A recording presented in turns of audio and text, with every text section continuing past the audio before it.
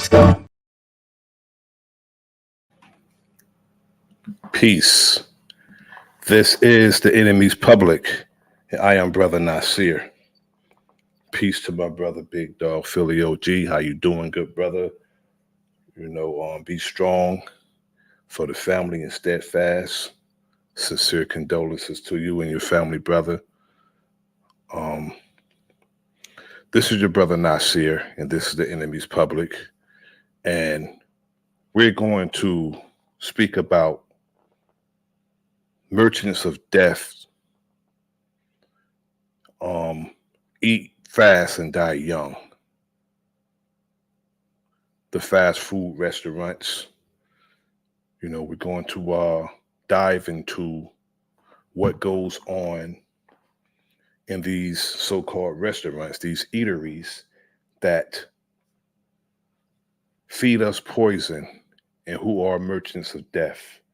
But I want to play one song. I feel the song is pertinent to this stream. And it's pertinent and it's synonymous to this stream.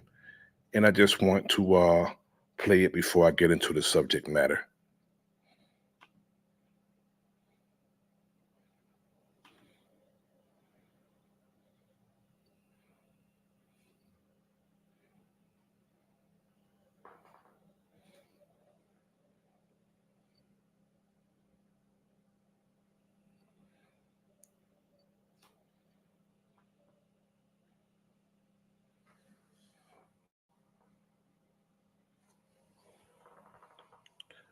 Let's go.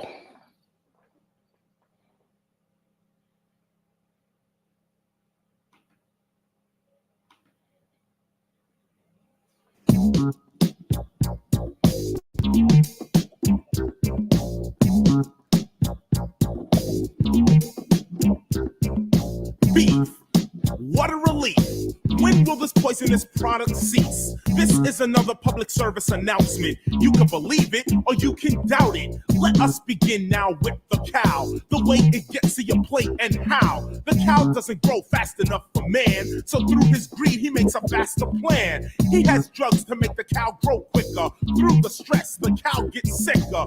21 different drugs are pumped into the cow in one big lump. So just before it dies, it cries in the slaughterhouse full of germs and flies. Off with the head, they pack it, drain it, and cart it. And there it is in your local supermarket, red and bloody, a corpse neatly packed. And you wonder about heart attacks? Come on now, man, let's be for real. You are what you eat is the way I feel. But the Food and Drug Administration will tell you meat is the perfect combination. See, cows live under fear and stress, trying to think what's gonna happen next. Fear and stress can become a part of you. In your cells and blood, this is true. So when the cow is killed, believe it. You preserve those cells, you freeze it, thaw it out with the blood and season it.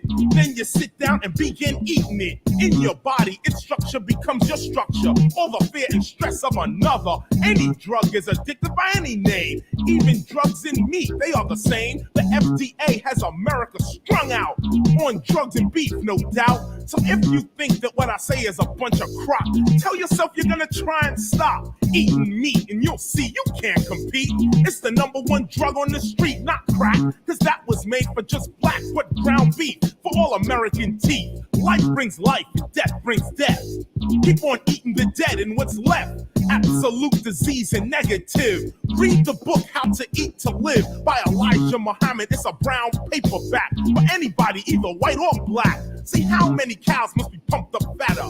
How many rats gotta fall in the batter. How many chickens that eat shit you eat. How much high blood pressure you get from pig feet. See, you'll consume, the FDA can care less. They'll sell you donkey meat and say it's fresh for 1990.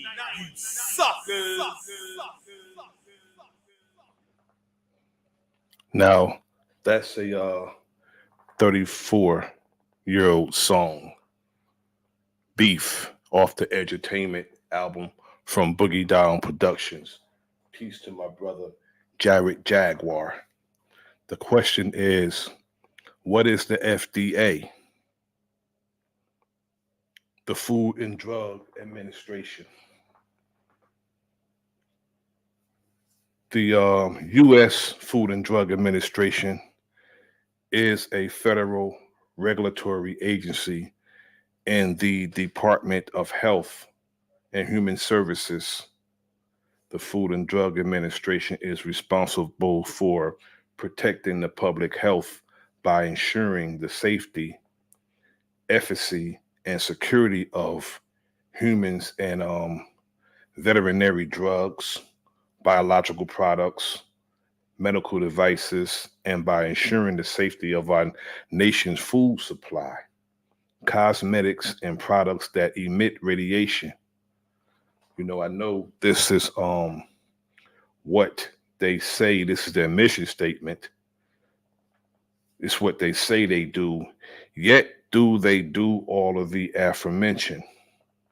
Do the FDA assure our safety when it comes down to what we consume as food?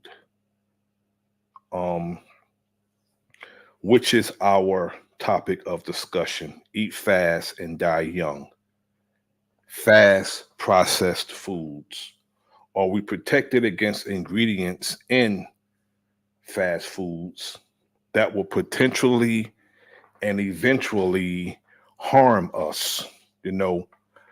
I know what they show us to attempt to make us look away, but what really goes on with fast food restaurants? Nothing prepared fast except chopping up fruits and vegetables can be good for us. Yet today we even have to watch that. We can't even find grapes with seeds in it in a supermarket today. We can't even find watermelons with seeds in it in a supermarket. We have to go to farmers markets, and they have some of the same mutant fruits and vegetables. Yet the fast food restaurants have some of the most toxic ingredients. Why is this allowed?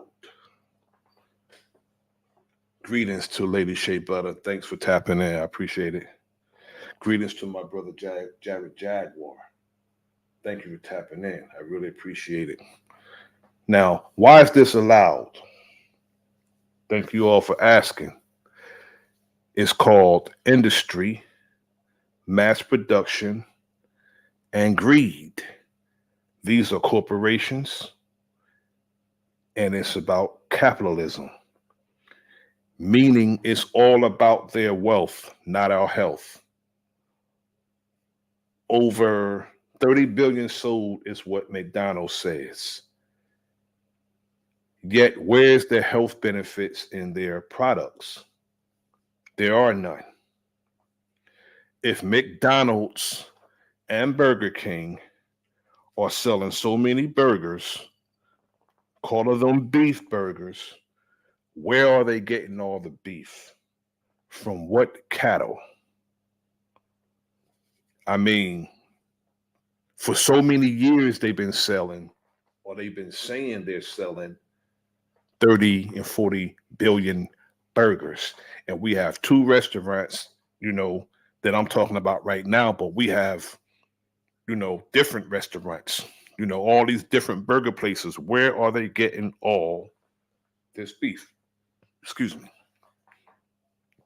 We know that the filet o fish is processed and the chicken McNuggets also.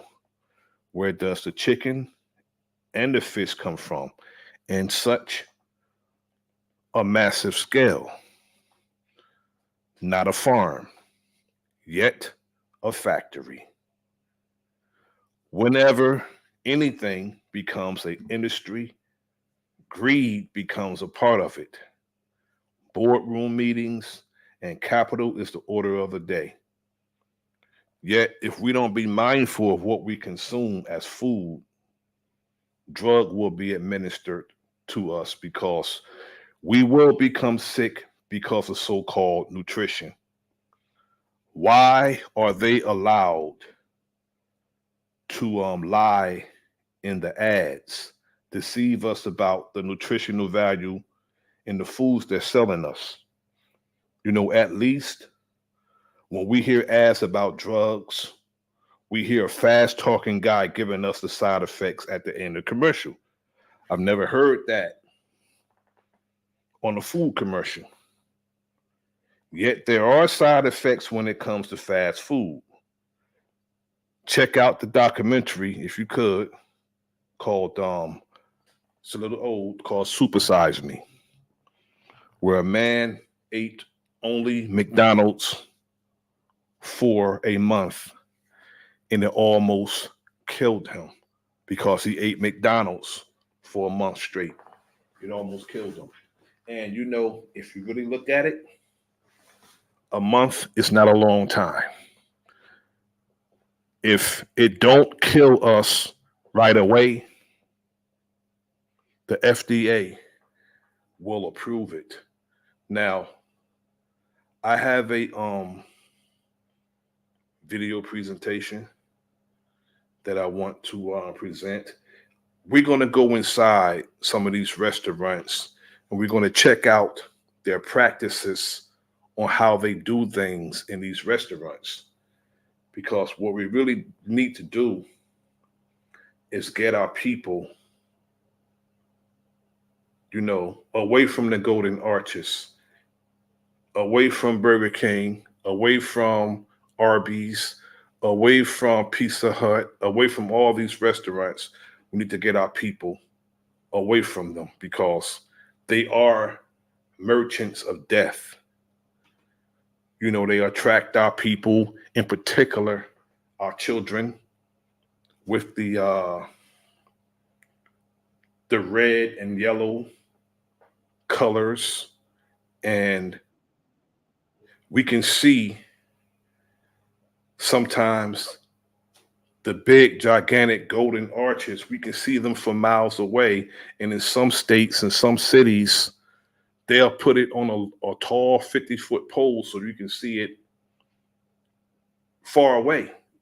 Because a lot of people's, you know, they come, can we find something to eat instead of sitting down at a restaurant, or instead of peace to my brother Talk You Talk Media, salute to you, my comrade. You know, they'll put it high in the air. So when people are looking for something to eat, instead of going and getting something nutritious, they'll get something fast. You know, we are eating fast and dying young. And we're going to dive into the practices of such so-called eateries. McDonald's Big Mac. I'm actually going to show you what's in the Big Mac, what's in their French fries, what's in the chicken nuggets, what's in a McRib, which is now back, and the secret ingredient in their salt. You guys aren't going to believe this. Come on. How's it going? Can I get a Big Mac, 6-piece chicken nuggets, small?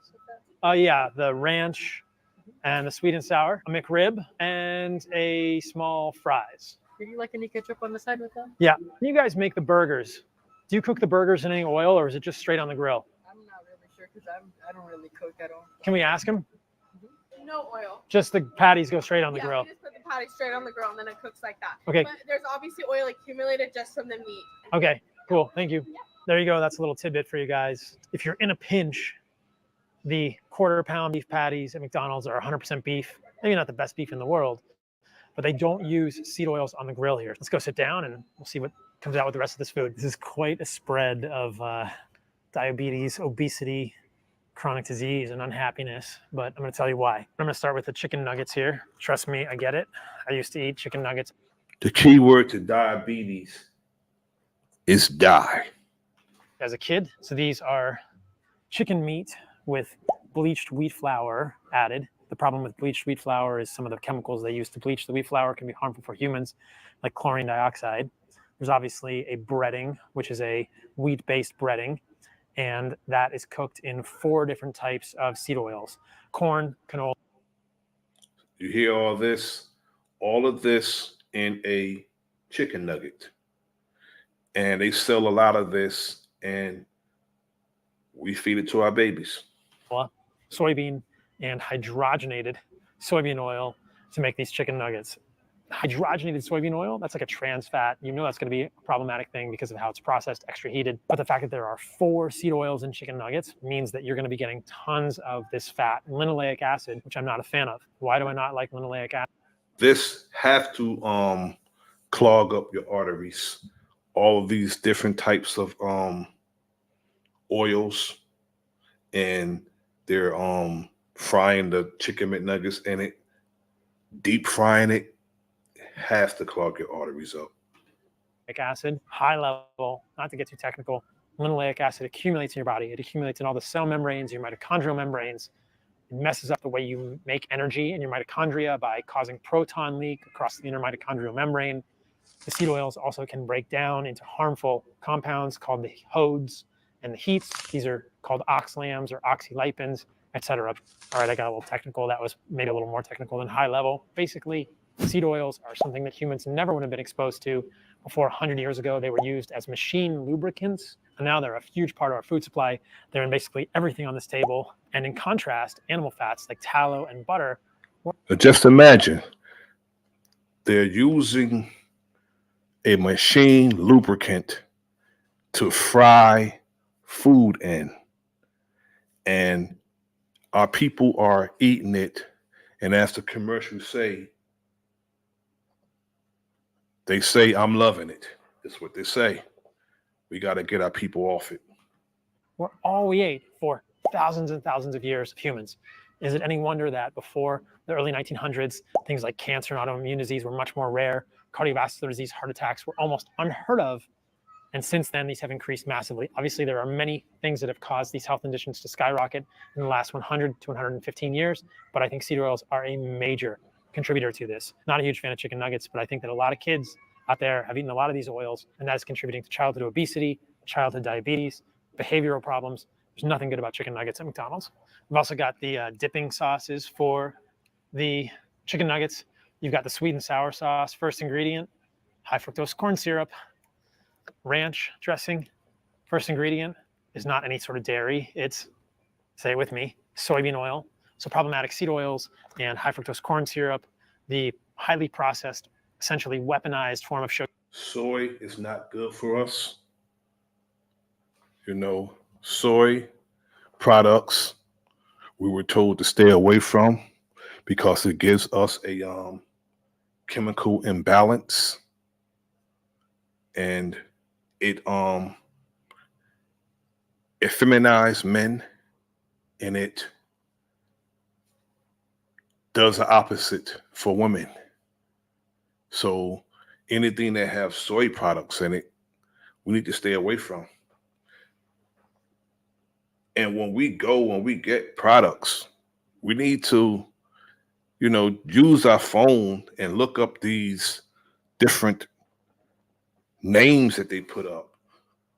They won't tell you outright what it is, but they have some long fancy name in the ingredients.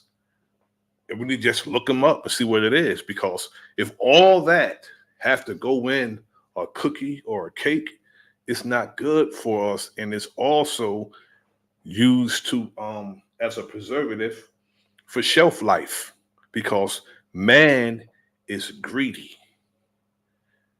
They want that stuff to stay on the shelves. Just imagine you go and you pick up a canned good and there's some peaches, and those peaches expiration date is 4 and 5 years from now. Something's wrong with that. Sugar in sweet and sour sauce with your chicken McNugget dipping sauces. Major problems. Next up, McDonald's French fries. Guess how many ingredients are in McDonald's French fries? They should be potatoes, tallow, and salt. McDonald's used to cook in tallow, but then an eccentric millionaire in the 1990s convinced them that tallow was somehow contributing to heart disease. Sokolov shouts, "That's not true. Your fries are cooked in animal fat."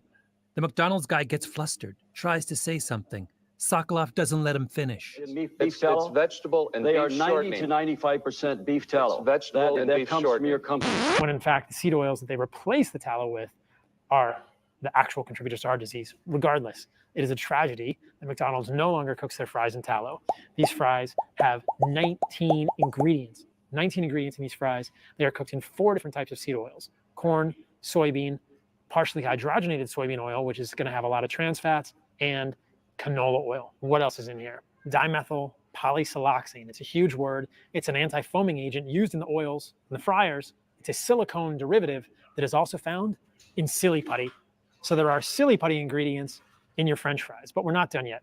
They also contain THBQ, a chemical preservative, which is associated with cancers in lab animals and is a reason that many foods cannot be sold at healthy grocery stores like Whole Foods. In fact, Whole Foods will not sell Reese's peanut butter cups or Reese's Pieces because they contain THBQ. But they're fine in the McDonald's French fries. And the salt at McDonald's, well, I'm going to tell you the secret ingredient in the salt at McDonald's at the end, guys, but you won't believe it. The salt at McDonald's actually has 3 ingredients. Stay tuned. The French fries at McDonald's are their biggest seller year over year. These are almost certainly the worst thing you could possibly get here, causing you to be more hungry, filling you with seed oils, filling you with preservatives, filling you with silly putty ingredients. The French fries at McDonald's are an absolute nightmare for your metabolism, but they're the most popular thing here. 19 ingredients in French fries. Crazy. As a plug, McDonald's, please start cooking your French fries in tallow. I will do a video about that. If you just have one store anywhere in the United States that cooks your French fries in tallow, I will fly there and do a video about it. McDonald's, heads up to you. What's next? Ketchup. You're going to put ketchup on your fries, right? Well, what do you think is in ketchup? It should just be tomatoes and salt. But the ketchup at McDonald's contains high fructose corn syrup, and natural flavors, along with tomatoes, salt, and distilled vinegar. So basically at McDonald's, so far, you've got seed oils and high fructose corn syrup every which way you turn. Is it any wonder that eating here will cause you to become supersized also? No. I hope you guys are enjoying this video. I've got a deal for you. If you hit that like and subscribe button right now, it helps me make these videos. I want to keep making these videos with free information that you can share with your friends and your family to help you lead better, healthier lives. So here's the deal. If you hit that like and subscribe button right now, I will do my best. I promise that I will keep making these videos that are interesting, that are funny, that are educational, that are free for you. Thank you, my friends. Now back to the video. All right, guys, next up, the Big Mac. This is really the thing that made McDonald's famous as far as I can tell. And I've seen experiments where people have Big Macs and they put them on their shelves for 5 or 6 years and they look essentially exactly the same. That's pretty freaking scary, because if I take a burger patty and I make it home and I cook it, in 5 or 6 days, that thing is going to be moldy. Respect to the true daughter of darkness. Thanks for tapping in. Appreciate it. Or have actual real decay because it's real food. You know that when something lasts for 5 or 6 years, there's a problem. So the bun, it's just bread, right? Nope. In the bun, there are 2 different seed oils, canola and soybean oil, and sugar. And that's just in the bun. You have a beef patty, which is probably the best part of your McDonald's Big Mac. This is 100% beef. That's great. The only part of this burger that has any redeeming value is the fact this is 100% beef. Obviously, it's not the best beef on the planet. It's not cooked in seed oils, so that's okay. Not great. If you're in a pinch, get a bunch of these, you'll be fine. You ever see how thin these are? It's like so thin. Next, we got some pickles. Pickles are just pickles, right? Nope. Pickles at McDonald's have 10 ingredients. 10 ingredients in pickles. 10 ingredients in a damn pickle.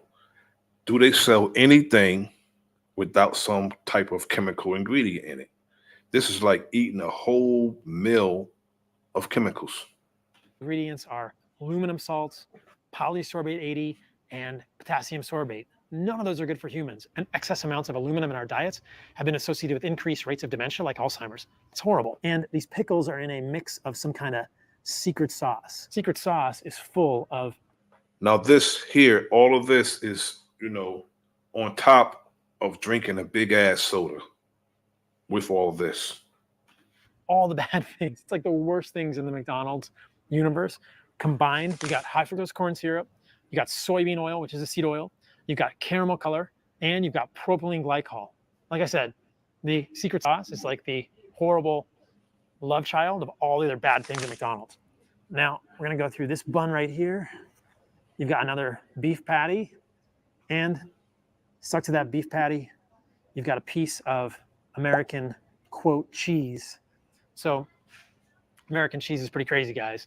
Not even real cheese, cannot even be called real cheese. It's a cheese product. And if you've seen my other videos, you know that American cheese is full of microplastics. You can look at that American cheese under a microscope, and there are tons of little microplastics in that American cheese.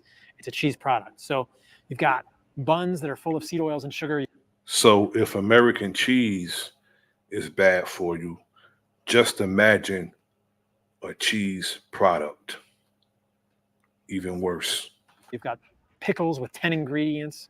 You've got seed oil, high fructose corn syrup, caramel color. Yo, damn, is the lettuce real? Is the lettuce real? Everything on there is fake. Is the lettuce real? Sorbate 80 lined secret sauce. I mean, you've got a Big Mac that'll stay on the shelf of your house as a museum piece for the next 6 years, but if you put it in your body, it's definitely going to contribute to weight gain, metabolic dysfunction, and nothing good comes from this, guys. Salt at McDonald's, iodized salt.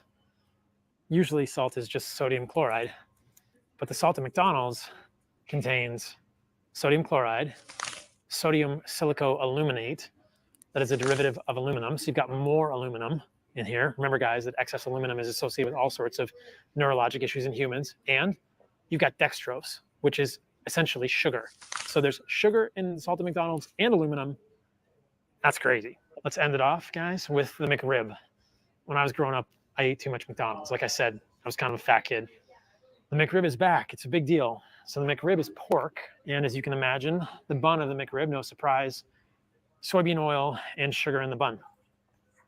Interestingly, you've got some real onions here. You've got the famous McDonald's pickles with 10 ingredients that we just talked about. And then in the actual McRib, I just got some McRib sauce on my finger, trying to wipe it off.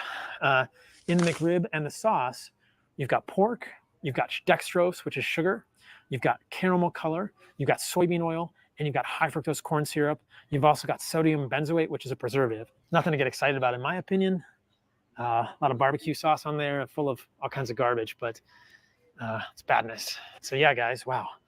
We got chicken nuggets, French fries, sweet and sour, ranch, ketchup, Big Mac, McRib.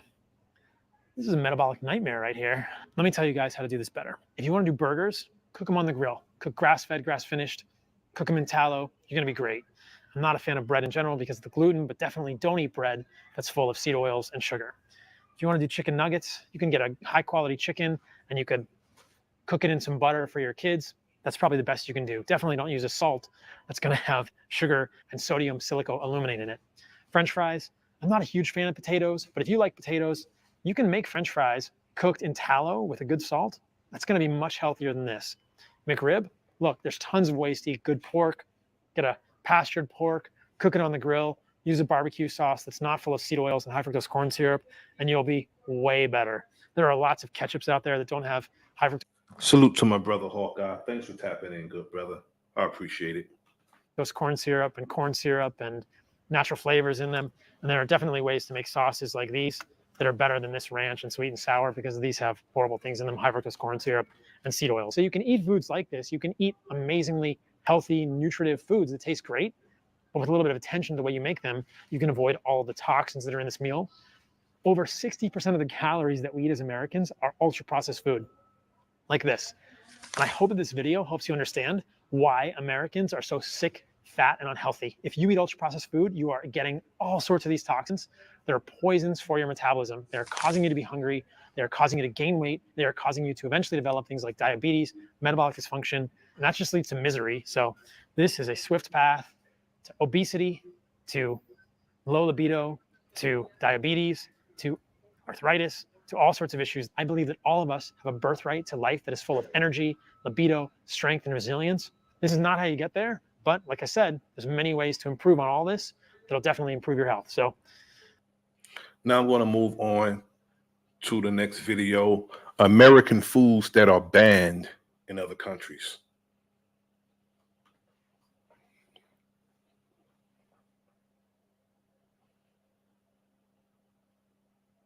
See, you know, they like to tell us. Most Americans want to believe that They like to tell us, you know, what's good for our better, you know, for our better being, but they'll never tell us what's in the foods. Again, you can't even find fruits and vegetables that are not mutant. No seeds in the damn grapes. No seeds in the watermelon. I looked all over for some red grapes with seeds in it. Couldn't find any. So I ended up not having no grapes. The United States is the gold standard of clean food. But that belief may not hold up to scrutiny. Peace, KG. Salute. From unsanitary practices in mass production to the addition of dangerous chemicals, countries have good reason to give the side eye to imported foods claiming to be USDA approved. That's right. This week we're talking about American foods that have been banned by other countries. That's supposed to be the stamp of approval of something that's good for us. My sentiment is, if it doesn't kill you outright right away, I believe that the USDA will approve it and let us consume it. But before we get started, be sure to subscribe to the Weird History Food channel. Then leave a comment and tell us what other world food facts you would like to know more about. Now let's see how wrong the rest of the world really is. Since the dawn of Skittles, there have been rumors about the dangers of eating them. Every one of us heard at least one classmate claim that the red ones make you sterile, and the yellow ones, they give you cancer. Turns out, it might be worse than that. First of all, your classmate wasn't wrong. The dyes known as Yellow 5 and Yellow 6 have been linked to hives and hyperactivity in children. Sweden and Norway have banned the candies out of concern. The European Union will most likely be banning Skittles at the end of the year, having already swapped out some of the dye for more natural flavors. This is because of something called titanium dioxide, which can be found making the colors pop across the rainbow. Research linked titanium dioxide to damaged DNA, which can lead to cancer. While Europe may be ahead of the Skittles awareness curve, America is quickly catching up. In May of 2021, the Environmental Working Group asked the FDA to categorize titanium dioxide as toxic. And yes, before you ask, right now the FDA says it's okay to consume some of that chemical compound. You can taste the rainbow, but just in moderation. California is home to an ongoing lawsuit against Mars Inc., the parent company of Skittles. The lawsuit claims Skittles are not only toxic, but are unfit for human consumption. So maybe for now, play it safe. Just go have some Swedish fish instead.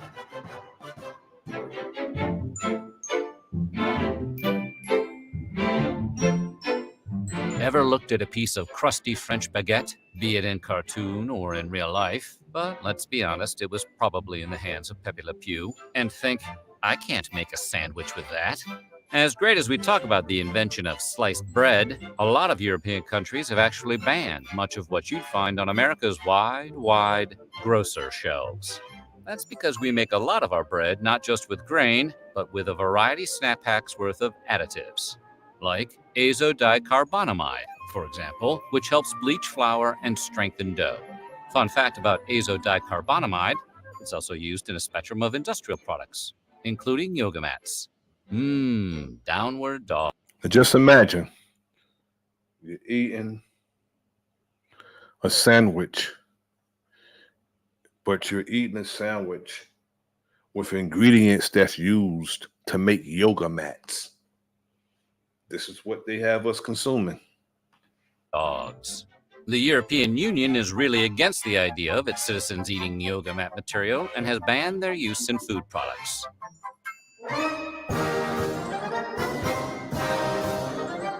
Pork, the other white meat, is a staple of American meats, along with chicken, fish, and beef. From bacon to ham, hot dogs to pork chops, American meat eaters consume about 67 pounds of pig per person every year. Soo-wee, my heart is stopping. Don't get us wrong, other nations indulge in swine just as much, if not more, than Americans. So why doesn't the U.S. export scores of succulent bacon-bearing boars? Well, it turns out America adds a lot of chemicals during processing. Ractopamine in particular is used in many pig farms to raise porkier porkers. Ractopamine, which we put a dash of in a lot of foods, has been banned in 160 countries, which all consider the drug unsafe for human consumption. This in turn has led to a prohibition of pork exports across the world. The EU hasn't touched the stuff since outlawing ractopamine in 2009. China and Russia have been ractopamine-less since 2013. Maybe that's because ractopamine has the same effects as an intoxicant on humans and can cause tachycardia, headaches, and muscle spasms if consumed in large enough quantities. But it is a small price to pay for a perfect piece of the pork. Hygiene in America often comes down to dousing stuff in a chlorine bath and calling it FDA approved, and chicken is no exception. Pathogen reduction treatments, or PRTs, refer to the use of different chemicals to destroy harmful microbes on raw meat. Somewhere along the line, American food regulators decided a quick chlorine shock was the best way to kill salmonella and other bacteria on uncooked poultry. Chlorine marinade. And look, it's not that the Chlorine, what they use to keep the water in a pool clean. They put it in the chicken. EU is against taking a long gulp from the public pool now and then. In fact, the risks posed by chlorine consumption are relatively low. The bigger concern is that the chlorine baths are just an eye-burning Band-Aid on a larger problem, the tip of the beak, so to speak. They're worried that the PRTs are insufficient to deal with more than just the normal bacteria and don't get at a potential contamination from things like low-quality feed to unsanitary coops on farms. The EU called the chlorine rinse an easy fix, arguing no chemical rinse will ever remove all bacteria from meat heavily contaminated as a result of poor hygiene. That hurts extra to hear it from the French. Mountain Dew is the closest any soft drink has come to being fully weaponized. But did you know in Austria and Norway, the soda is outright banned? That's because Mountain Dew's signature Chernobyl Thanks for tapping in, Sister Sharon Walker. I appreciate it.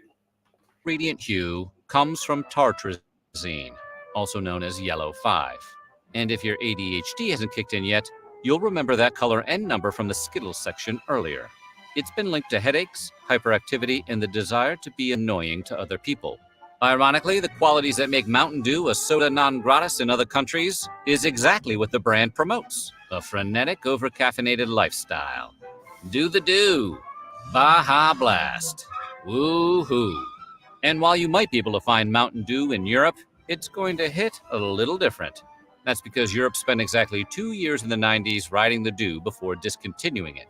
What is being sold as Mountain Dew in the EU as a recipe closer to the original carbonated beverage, as created by Tennessee beverage bottlers Barney and Ollie Hartman in the 1940s. The original Mountain Dew was meant as a whiskey mixer, with a name coming from the affectionate Scottish term for moonshine. It'll tickle your innards, is what the old ads used to read. No lies detected here. Yahoo! Mountain Dew!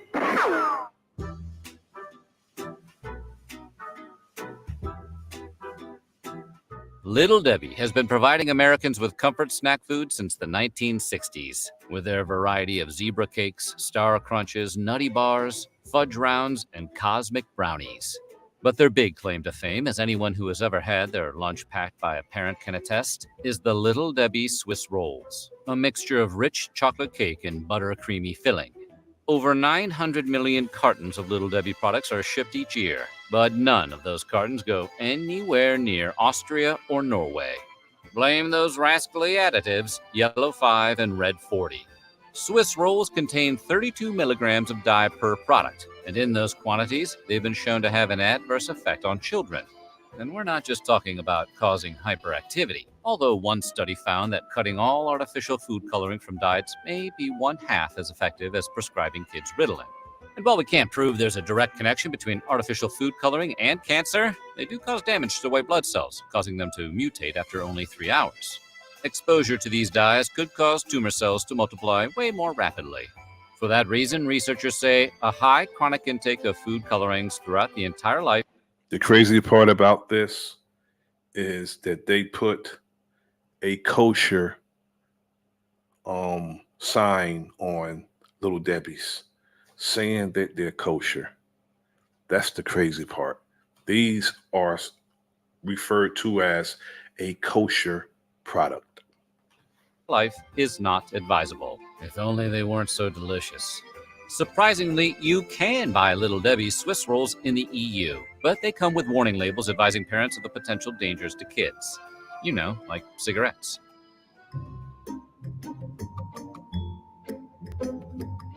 When you hear the words banned breakfast cereal, you're probably imagining one of the countless kid-focused brands of sugary morsels, like the oh-so-delicious Cookie Crisp. So you might be surprised to learn that it's actually Special K, the most boring cereal on all of the earth, that has been banned in Denmark and discouraged in the EU. How does the healthiest box of flakes on the shelf get banned, while stuff like Reese's Puffs and Cinnamon Toast Crunch continue to enjoy free passage? Ironically, because of its supposed health benefits. In the UK, Special K has been put on blast by the Advertising Standards Authority for exaggerating how much folic acid they pack into portions. Though it's still legal to buy in Europe, Denmark has completely banned Special K since 2004 for all its fortified vitamins and minerals. Regulators argue that Kellogg's cereal's unnaturally high levels of everything from vitamin A to zinc actually qualify Special K as a genetically modified organism, or GMO. More specifically, Special K is swole with the same artificial compounds that studies have shown to potentially pose health risks, specifically to children and pregnant women. In conclusion, you may want to stick with crunch berries.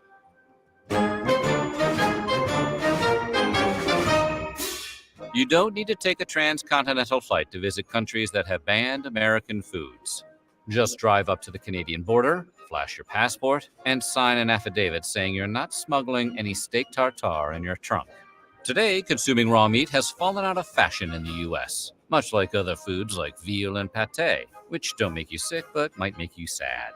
But while baby cow and overstuffed goose liver is illegal in parts of America now, tartare is not. See, while veal and pate may be uncool, they are also served hot. Unlike tartare, which is chopped up cold meat, straight from the cow. Undercooked or raw foods can lead to an increase in... That's savage. Outright savage. Raw meats and it's just savage altogether. Food poisoning and parasitic infections, especially in beef and poultry. But considering how fancy pants steak tartare is, Titanic food one might say, you'd think countries might look the other way and let the luxury delicacy slide. And for a long time they did. In Canada, meat has to reach an internal temperature of 145 degrees Fahrenheit, the equivalent of a medium rare steak, in order to be considered safe to serve. But those rules aren't strictly enforced. That is, until recently. In 2021, restaurant owners in New Brunswick selling steak tartare were all served cease and desist letters. Canadian public health officials had decided that amid the ongoing health crisis of COVID-19, the last thing their citizens needed was a side order of botulism.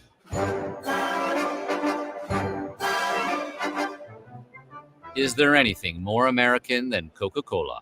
The fizz, the flavor, the former secret ingredient, cocaine. Coke is basically apple pie in beverage form. And it's not just Americans who are cuckoo for Coke. I don't know if they still do that, but cocaine was once in Coca-Cola. Coke. Invented by a pharmacist in 1886 Georgia, Coca-Cola quickly caught on overseas. It was the World War II GI's drink of choice.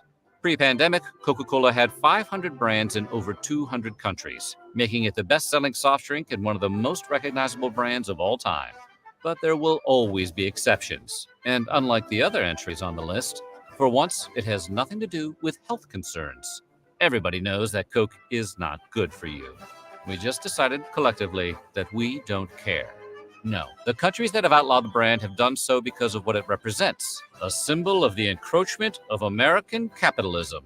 From 1962 to 2011, the U.S. banned sales of Coke to Burma as part of sanctions against the military junta that ruled the country until 2011. It resumed sales in the country in 2012. Today, Coca-Cola is only unavailable in 2 countries with long-term trade embargoes with the U.S. North Korea hasn't allowed Coke since 1950, and the bubbly beverage has been banned in Cuba since Fidel Castro seized supplies in 1962.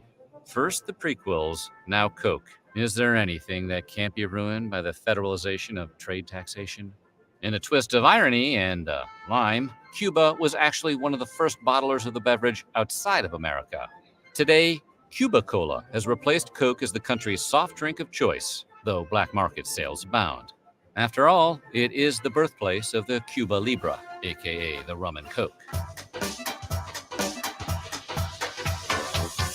M&M's, the delicious melt-in-your-mouth, not-in-your-hand snacks, were originally a collaboration between the Scion sons of the Mars and Hershey dynasties in 1941. Like Coca-Cola, M&M's gained international fans during World War II, as American soldiers popularized the candy overseas as the chocolate that won't get your trigger finger all sticky. But you won't find the candy in Sweden, where it's banned due to a trademark conflict with a popular national candy that also features lowercase m's as its signature. When Mars introduced the candy to Sweden in 2009, a court ruled its marketing too similar to that of the Norwegian Marabous, which resemble Kit Kats. During World War I, Marabou had moved its manufacturing to its Swedish neighbors, where it received a royal warrant of appointment by the King of Sweden. And here we thought the Swiss were the chocolate snobs. Should you want to check out what the fuss is all about, Marabou's is sold in IKEA stores here in the U.S. Well, at least it's good to know that M&Ms don't contain any harmful dyes or chlorine residue, right? That's a pretty important victory for hard-shelled chocolate. So what do you think? Which of these banned foods? We're going to go behind the scenes of the menu of McDonald's. Well, time now for the morning stir, and McDonald's, as you've never seen it before, this morning revealing secrets to some of your favorite menu items for the first time. And ABC's Gio Benitez got an exclusive, unprecedented access inside the fast food giants. Just wait till I get to Taco Bell and KFC. All right, disgusting. Massive operation. It's that iconic burger joint. McDonald's, serving millions of Americans for more than 70 years with that famous smile. But for long, some customers haven't been smiling, questioning how their food is produced, a process most of us have never seen until right now. So this is it. This is the first time you're letting any television crew in here. Yes, this is the first time. Wow. We're making history. We are walking into one of McDonald's top secret food plants in Fresno, California. Here you are opening your doors to us. Yes. Why? Well, we're starting on a journey called Our Food, Your Questions, and we want to open up the doors and let our customers ask us any questions they have and give them the answers. And it won't be easy. Americans have had tough questions for the mega fast food. See, they would do this, and this is all staged. They would do this, what they're doing now on Good Morning America, to make us look away and not pay attention to what they're really doing. Now, this is staged. I guarantee you, we can't go there sporadically, randomly, and get the same, they'll tell us that we can't come in. But this was staged to make us look away from them. They're not this sanitary. I doubt it. Food company. Those questions right in McDonald's latest commercial launching today. I think it's disgusting. Does McDonald's even sell real food? We suit up in sterile wear to see it for ourselves. So this is what we call beef trim. Okay. And it comes from familiar cuts that you may know, like chuck and round and sirloin. McDonald's says the patties are 100% beef. The recipe, they say, is nothing more than a blend of leaner beef trim and fattier trim. Just like you would get at the grocery store, you buy like an 80-20 blend. The beef is ground, blended together, made into those famous patties. Letting the public see the salt can be risky. But with so many people on social media able to affect a company's image, experts minus the slime and the food coloring and all that say transparency is key. I think McDonald's is deciding to lift the curtain because of market share. Millennials are now driving the food bus, and they're heading straight to other establishments that are offering better, healthier fare, and they're trying to catch up. So this morning, we go right to the chief brand officer for McDonald's. Do you think that now this is perhaps something that's being done to improve those? So look at the face that they put on the madness. Look at the face that they put on the madness. Earnings? It's not linked to the business performance at all. It's linked to making sure that our customers truly know the story about McDonald's food. There are going to be families. Behold the man who is responsible for serving to our detriment. Our children eat this. Behold the man, the face of all this wickedness and all of this nasty things being passed as food to our people. Families who are still going to say, right, you know what, the food at McDonald's is just not healthy Yeah. enough. I won't feed it to my kids. Yeah. What do you say to that? I'd say, don't judge us before you know us. So starting right now, McDonald's wants you to bombard the company with questions on Twitter and Facebook. And it'll be very interesting to see what this conversation is going to be like, because we're going to see what these other companies might end up doing, because I think we have a lot of questions for all of them. I think a lot of people do. So you spent a lot of time there in That's the right. plant. How clean was it? You know what? That's what really shocked me, Robin, because it was pristine. And Yeah. I don't think that it was a show they were putting on for us, because when we saw the employees walking around wearing that sterile gear, it really looked like this was routine. So it was really Like I cool. say, get to know them before judging. That's right. Know first. All right, Gio, thanks very much. Or whatever. Now we have a McDonald's employee exposing what they do. And she said she got fired for it. So it's not hard to see the appeal of fast food. It's budget friendly, it's convenient, and if you're not expecting Michelin star quality, it can be pretty tasty. Oh, wow. That is really good. But appetizing and safe are two different things. See, while parents might compulsively check their kids' candy after every Halloween for potential tampering, perhaps this energy is better spent examining those meals served to customers in a paper bag. I couldn't believe my eyes. I was like, I've never seen something this disgusting. Yeah, no. 100% no for me. Like, seriously, McDonald's, what? People are suing your favorite fast food restaurants. Items are being recalled.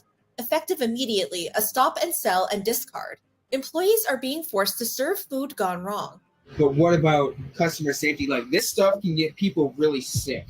Customers have been hospitalized. Can I talk to somebody about the inspection? No, I can't, sweetie, I can't. But the severity of some situations are life-threatening. Several people became ill at the restaurant in Seekonk. And some ingredients have no business winding up on a customer's plate. Something's got to change.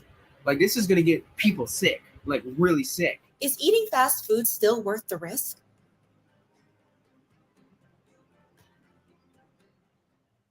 Read the headlines over the past few years, and you'll start to notice an alarming trend. Whether it's a customer experiencing cramps after a late-night McDonald's run, patrons of restaurants coming down with mysterious illnesses, or rat poison somehow making its way into a Taco Bell burrito, grabbing a quick bite from a fast food chain has never seemed like such a hazardous mission. But with businesses now being hit with lawsuits left, right, and center, are these allegations simply following in the footsteps of money grab suits of the past that sought to cash in on the billion-dollar industry? That scandal at Subway, you may have heard about this one. It turns out some of their famous foot-long sandwiches have been coming in a bit short, and that, perhaps not surprisingly, has now led to a lawsuit. A New York woman says she spent $20 for a bucket of chicken last summer and was disappointed when the meal fell short of what was advertised. A new federal lawsuit alleging that mega coffee chain Starbucks is burning their customers when it comes to iced beverages. The suit alleging the brand serves up more ice than coffee. Or are these discounted dinners really coming at the unadvertised cost of consumer health and safety? To answer this question, let's take a look at what's really going down in some of the most frequented kitchens in the world. And what better place to start than the chain that's synonymous with fast food itself, McDonald's. Whether it's those glowing yellow arches, the colorful mascots, or childhood memories of Play Place birthday parties, McDonald's has lastingly seared itself in American iconography. And just like the business itself, the restaurant's menu is its own legacy, full of household names from Happy Meals to Big Macs. And, of course, the timeless favorite, Chicken McNuggets. But what if we told you those golden, bite-sized snacks might not be as harmless as they look? In January 2023, Toronto news source Blog TO reported that an Ontario woman was sick for days after ordering chicken nuggets from a McDonald's location in the city. Rebecca Boyd had originally intended to share with her 3-year-old daughter. Luckily for the toddler, the nuggets were too hot for her to consume right away. Unfortunately for Rebecca, she wasn't put off by a little heat. Hunger overriding reason, Rebecca was already 2.5 nuggets deep when she noticed what she was chewing on wasn't the normal texture of chicken, but raw and mushy. It turned out the dish had allegedly been dangerously undercooked, And if the taste wasn't indicative of this, the nausea and flu-like symptoms Rebecca experienced in the following 3 days sure were. And according to tales passed around social media, Rebecca is far from the only person that's been served nuggets tartare. Raw. Raw. Now let's see them under flash. This was the one I bit into. This is one that I ripped open. That's a cooked one. That's clearly raw. One TikTok user even believed the chicken nuggets she was eating in Mexico must have used different ingredients. It's different, right? The nugget? Yeah. It's There's not like cheese in it. Or is it raw? I hope it's not raw. Only to be hit with the realization that she hadn't been chowing down on the country's innovative twist on the classic, but what appeared to be raw meat. And it isn't just what's inside your McDonald's order that consumers should be worried about, but what's holding it together. It turned out numerous customers have allegedly found mold on the chain's buns. Just got it from McDonald's. Look at that. Is that normal? Yeah, so there's mold on my fish fillet sandwich that I just bought. That's outright disgusting that somebody would serve somebody that. Now, whoever prepared this, they had to see it, but they prepared it, put it in a bag, and serve it to somebody. That's disgusting. And the ramifications of this oversight could be deadly. So this message is from McDonald's. Is your new standard serving your customers moldy food? My daughter is severely allergic to mold. Like, it can kill her. Had this been for her, I could be on my way to the hospital right now because of you guys, because of your negligence, okay? But at least when McDonald's and other chains slip up, mold is pretty easy to spot, right? Well, this isn't always the case. Mold has the habit of hiding where customers are least likely to look, from the bottom of Domino's pizza crusts to inside a piece of KFC fried chicken. And sometimes it can go completely unseen, as employees have alleged drink machines are rarely cleaned as thoroughly as they need to be. There is mold in most frappe machines because both stores I've worked at in Ohio, I never seen anybody clean it properly. Nobody. In fact, an employee at a Louisiana On top of selling us bad food with toxic ingredients, if you have someone who's lazy management, lazy staff, that makes the situation even worse. McDonald's was so disturbed by the state of the drip tray for the restaurant's ice cream machine, he decided to snap a few pictures. I asked my manager, I said, when's the last time y'all cleaned this? And she said, hurry up and bring it to the back before a customer sees it. And while the Hurry up and bring it to the back until a customer see it. employee was allegedly fired for posting the images online, it seems threats of termination aren't enough to keep fast food workers quiet. This is what the inside of a broken McDonald's ice cream machine looks like. The inside has never been cleaned. See, unlike cooks at a five-star establishment whose restaurant's reputation and livelihood go hand in hand, it's hard to buy the allegiance of fast food workers through bi-weekly minimum wage paychecks at a business that views them as replaceable. Of course, this means when something shady happens behind the scenes, there's not a lot holding these employees back from making such information public, which is exactly what one Taco Bell worker from Green Bay, Wisconsin, decided to do when his boss allegedly crossed the line. Under the username Keep It Real for Life, the employee used TikTok to claim the Taco Bell location he worked at tried to make him serve ingredients that shouldn't be added to any customer's 5-layer burrito, chalupa, or crunch wrap. Today is March 15th, right? Our area coach came in last night and told us we have to use beef that expired on February 27th of this year and March 10th of this year. And it wasn't just expired beef for Life's boss allegedly asked employees to ignore the expiration date on. We got onions that we have to use because they don't want to throw it out because of food costs. But the idea that profits should trump customer safety made the employee uncomfortable. I don't know if this is going on at other Taco Bells, but this one in particular, it is bad. For Life explained this practice wasn't just cheap, it was risky. Something's got to change. Like, this is going to get people sick, like really sick. And according to Healthline, ground meat is more prone to spoilage, meaning it goes bad faster. And while this spoilage usually only affects the odor and taste of the meat, it also makes it easier for the meat to develop pathogenic bacteria.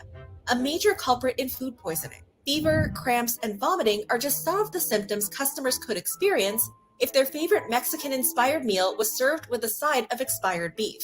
And there's always the possibility of more severe illness arising, especially in toddlers, children, and those with pre-existing health concerns. So workers at this Taco Bell allegedly took a stand. The TikTok user claimed managers and employees had left that specific location to work at other Taco Bell locations, so their jobs wouldn't be taken away if they refused to serve the expired meat and produce. I don't know what you want to do, Taco Bell, but something's got to get figured out because this is ridiculous. This is absolutely ridiculous. The comment section of the TikTok was quickly taken over by viewers telling the employee to inform the health department of what was happening at the location.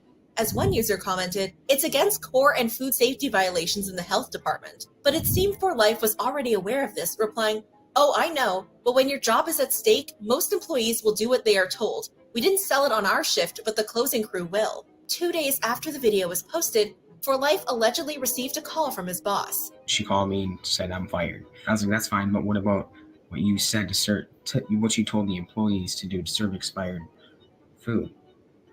And she ended up hanging up on me. Then he claimed HR called, threatening legal action if he didn't follow her request. She didn't want anything to do with anything but me taking down my video. But the video stayed up, a small act of defiance against a powerful business. Yet not every fast They can't do legal action anyway. They'll get themselves more in trouble for trying to go at him because of what he posted. See, they should be worried about this getting out and worried about remedy of the bad food that they're serving the people. It's outright disgusting. Now I'm gonna go to the KFC exposed. Outright disgusting.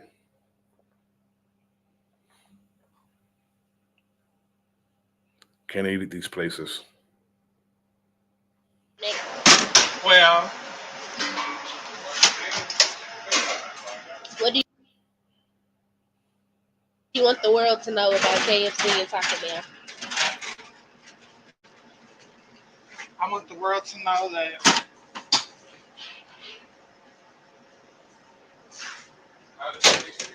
this is what we do when we close, and then we feed it to the customers again. So the same food. So you mean to tell me that the same stuff that you had in those cans all day, you put it back in there, put it in the freezer, and then you sell it to people tomorrow? Yeah. Why do they do that? I don't know, and it's cross-contaminated. And do they do that with the mac and cheese too? They sure do. Just imagine when KFC closed, all those containers is dumped back into a plastic container, cross-contaminating the other foods. They store it. I don't know where they store it. I don't know if they keep it in the refrigerator or whatever, but they serve the same thing to the customers the next day. And then Right here? Yep. And these are the empty things. Sure is. And that's the mac and cheese. That macaroni cheese and cheese is probably 4 days old, and they're serving it to the person. I mean, it looks disgusting as it is, but that don't look fresh, so that's probably days old itself. Take a look at that mac and cheese. That mac and cheese is burnt. Look at these old green beans. These green beans been in there for 3 to 4 days. And is there any chicken that's been Don't sitting look in good there all at day? all. Yes, it is. Let me show you the chicken. Here's chicken that been in there since 1:30 p.m. And they're gonna sell that to people tomorrow? Yeah, yeah. Oh my goodness. That's staying. What else do people need to know, Nick?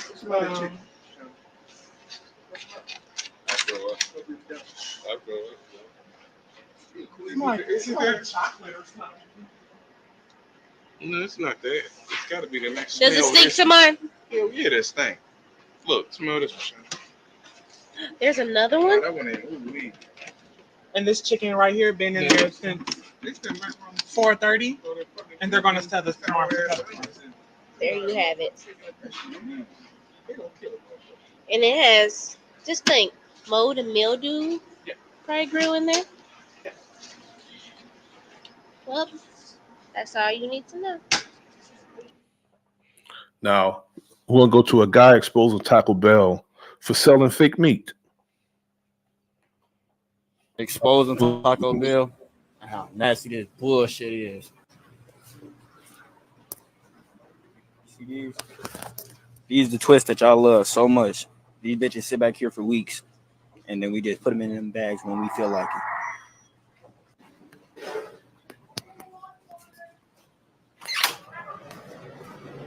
See this? See this? This is the beef that y'all love so much. These tacos. This is how it looks. We don't even cook shit. It's all boiled. The chicken, ew. The steak, ew. The chips, ew. The sauces, ew. Blow this up and I'm making a part 2. I'll show you. Hi, welcome to Taco Bell, where our meat turns from this to this to that. Bitch, what the fuck?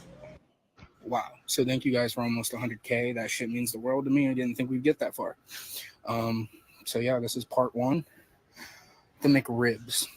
Those are true. It's true. If you've heard anything about them, the 100 ingredients, it's true. It's over 100 ingredients. Same with the sauce. When we put that in the microwave to prep it, we stir it. It burns our nose and eyes. It's the worst. The cups here, each cold cup is pretty much the same size. You can pour from a small cup to a medium, and it's the same. Yes, the filet and the folded egg are 2 of the most fakest things you will ever fucking get. Do not consume those. Do not put that in your body. You will regret it, especially the folded egg. Anything that comes pre-made, no. And yeah, that's it for part 1.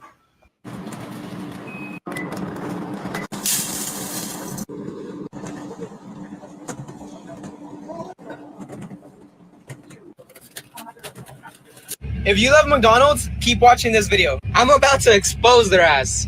Vámonos! Here are some secrets that I know from personally working at McDonald's back when I was in high school. If you ever go to a McDonald's and they tell you, sorry, but the ice cream machine isn't working, they're fucking lying! The ice cream machine is rarely broken. We just simply don't want to make you an ice cream. Simple as that. Number 2, if you ever order a caramel frap or any All that right there is non-pertinent, so I'm going to move on from that. That's non-pertinent information.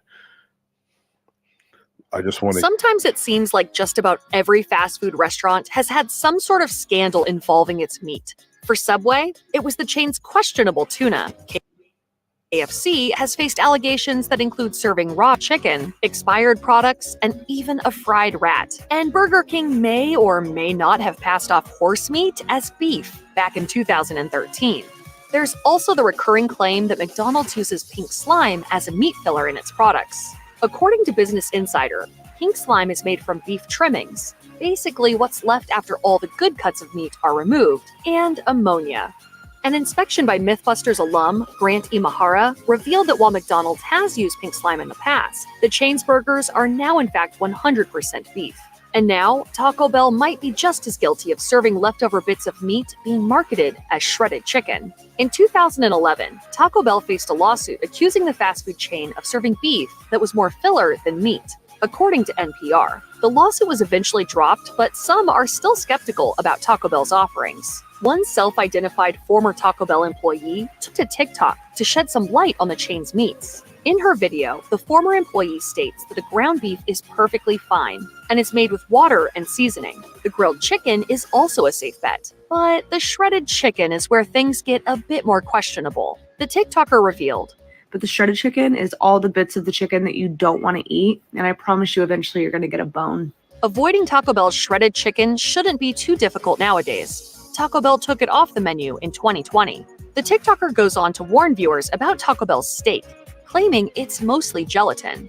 But Taco Bell denies the claims, telling Newsweek in a statement, "There is no added gelatin in our steak. Taco Bell takes pride in using high-quality ingredients, and we use only USDA-grade Select or better for our steak." According to the USDA, Select-grade steak ranks just above commercial ungraded steak in terms of quality.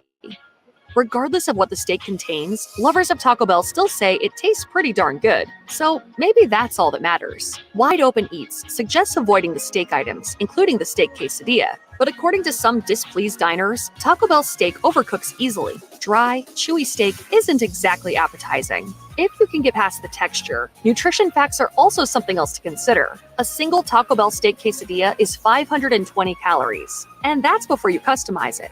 Extra cheese, for example, adds 190 calories. The steak quesadilla also has 14 grams of saturated fat and 1,250 milligrams of sodium, making it far from a healthy choice. Another Taco Bell option you may want to avoid for your health's sake is the beefy 5-layer burrito. It's 490 calories, packed in a whopping 7 grams of saturated fat and 1,230 milligrams of sodium. Taco Bell's Nacho Fries Bel Grande aren't currently on the menu, but the fries are known to come and go from the fast food chain. But if you're looking for nutrient-dense options, this may not be the best choice at Taco Bell. According to the Taco Bell website, this menu item packs quite the punch in terms of calories. One order of loaded nacho fries is 710 calories. The nacho fries This is toxic hell. It's more like toxic hell. Bel Grande also contain more than 1,400 milligrams of sodium. And just to put that number in context, the FDA recommends consuming only around 2,300 milligrams of sodium each day. When you take in too much sodium, your blood pressure increases. In addition to harming your heart and blood vessels, elevated sodium levels can potentially affect your kidneys and nervous system. It's not all bad news. Taco Bell is actually one of the healthier fast food chains out there, thanks to its wide variety of vegetarian and plant-based options. The chain's Veggie Cravings menu features options like the Black Bean Grilled Cheese Burrito and the Black Bean Soft Taco. So if you're avoiding meat at Taco Bell, or for whatever reason, you won't go hungry at this chain. Just trust me and stay away from shredded chicken, steak. Ugh. Check out one of our newest... Now, speaking of plant-based burgers and products, we'll go here with that.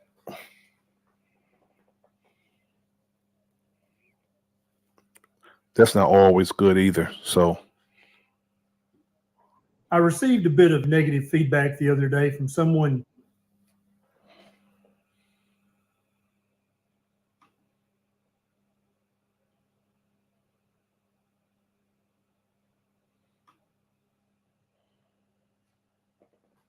Chastising me about bad-mouthing the FDA.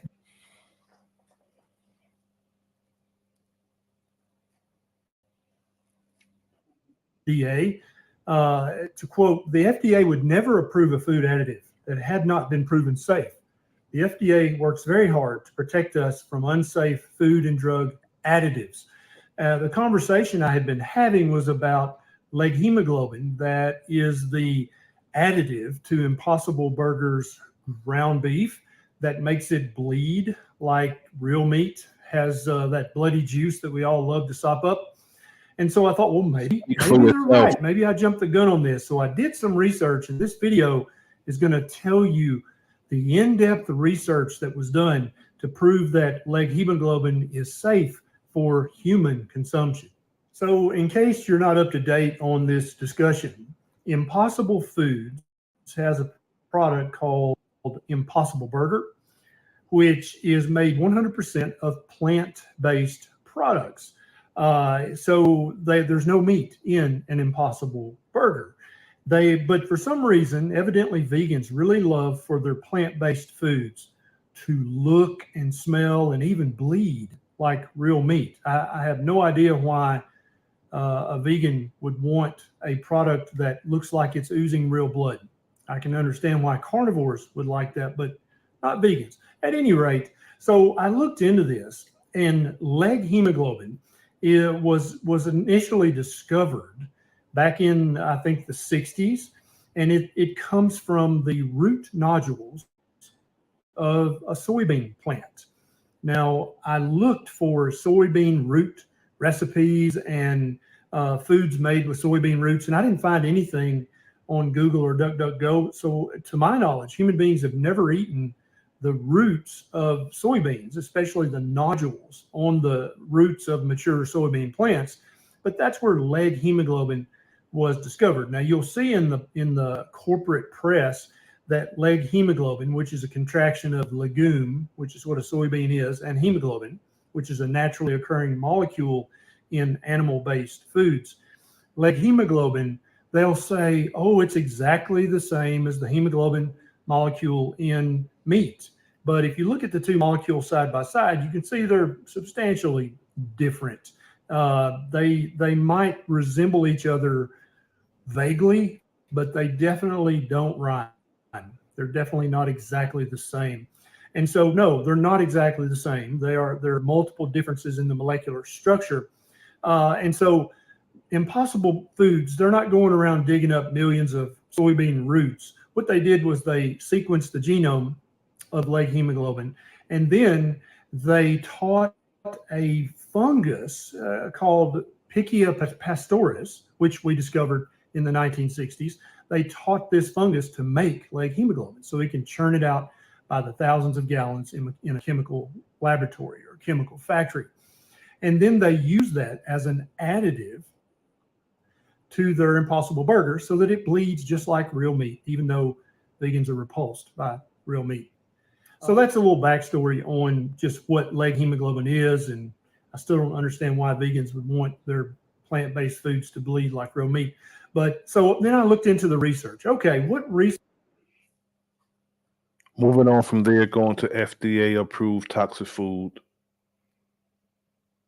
FDA will approve toxic food because we see it every day with all the restaurants. So you thought that there was agencies like the FDA that were always going to protect you from eating bad foods? Well, not so fast. I'm going to uncover a list of ingredients that will destroy your health that are deemed to be completely healthy by the FDA.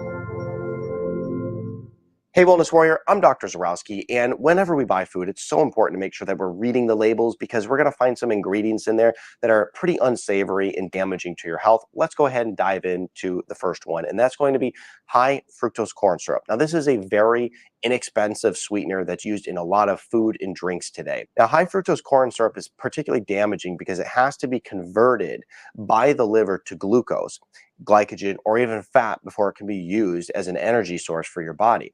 And high fructose corn syrup has been shown to increase triglyceride production, leading to a variety of different illnesses, anything from obesity, metabolic syndrome, hypertension, diabetes, cardiovascular disease, and even an increase in amount of body fat. High fructose corn syrup is also associated with non-alcoholic fatty liver disease, which is a big problem in today's world. Obesity.